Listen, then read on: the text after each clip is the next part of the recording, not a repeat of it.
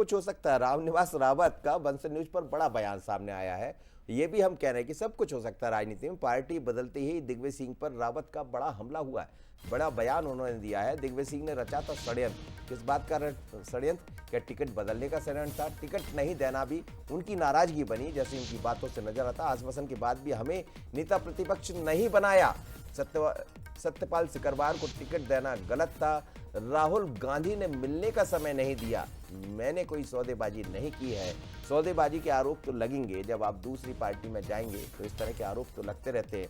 पहले भी 35 करोड़ के आरोप लग गए थे, लेकिन सच्चाई क्या है वो सबके सामने है और जनता बेहतर समझती, क्योंकि उसको रिजल्ट देना है कि वो किसके साथ है, कांग्रेस के या बीजेपी के। पर रामनिवास रावत से बात की है हमारे ग्वालियर के ब्यूरो चीफ उमेश पाराशर ने। क्या कहा है जरा समझ। कांग्रेस के राम अब बीजेपी के हो चुके हैं और सीधे सीधे रामनिवास रावत जी हैं, उनसे हम सीधे सीधे बात करने की कोशिश करते हैं। सर, भरे मन से जो निर्णय लिया गया है, क्या परिस्थिति रही है? परिस्थिति मैंने कल भी बता दी, और परिस्थितियों का मुख्य कारण ये रहा कि कांग्रेस में मैं उस समय भी नहीं गया जब सिंधिया जी गए। मैंने कांग्रेस में लोगों को रोका, लोगों को जोड़ के रखा, और कांग्रेस के लिए मैंने ज़बरदस्त सेवा की।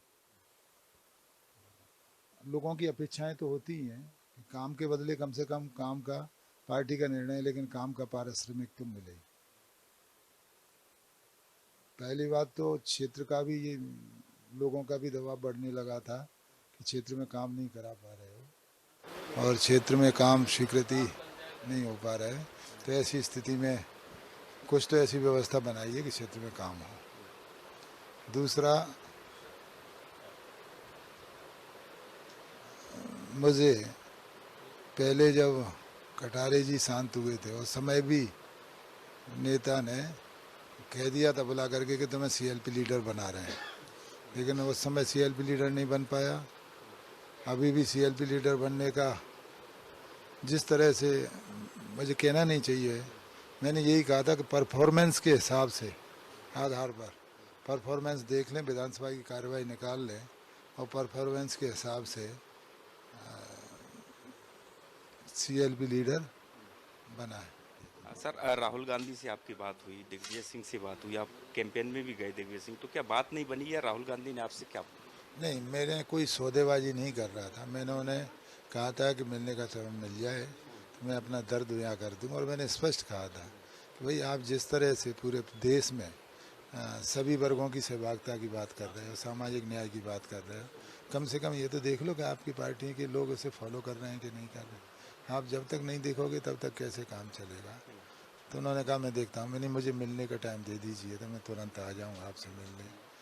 अगर शायद उस समय मिलने का समय हुआ होता, मैं पूरी बात अपनी कह पाता सामने बैठकर, तो ये स्थिति निर्मित नहीं। सर, दिग्विजय सिंह से कोई नाराजगी? अब वो तो महान है। 18 में मैं चुनाव हारा, उस समय वो मुख्यमंत्री थे, प्रशासन ने हराया, और 98 में, और 18 में मैं चुनाव हारा, मेरा टिकट चेंज नहीं होने दिया षड्यंत्र करके। पूरी तैयारी मैंने सबलगढ़ से की थी, उस समय चुनाव हारा। बस यही नाराज़गी का मुख्य कारण था। करण वारसी के साथ उमेश पाराशर, बंसल न्यूज, ग्वालियर।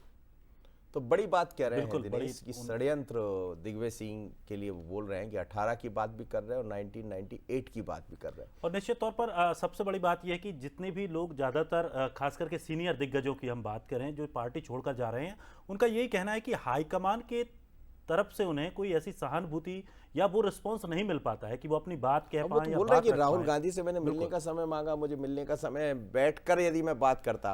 अब आप इसी को उल्टा कर लीजिए कि यदि राहुल गांधी बैठ गए होते तो क्या रामनिवास रावत जाते? नहीं जाते। तो कांग्रेस को मुझे लग रहा है, जैसा उनका आरोप है, इस तरफ तो ध्यान देना पड़ेगा। आप कुछ भी कहते रहिए, लेकिन हमें भी बदलने की जरूरत है, यानी कांग्रेस को बदलने की जरूरत है। बीजेपी तो अपना काम कर ही रही।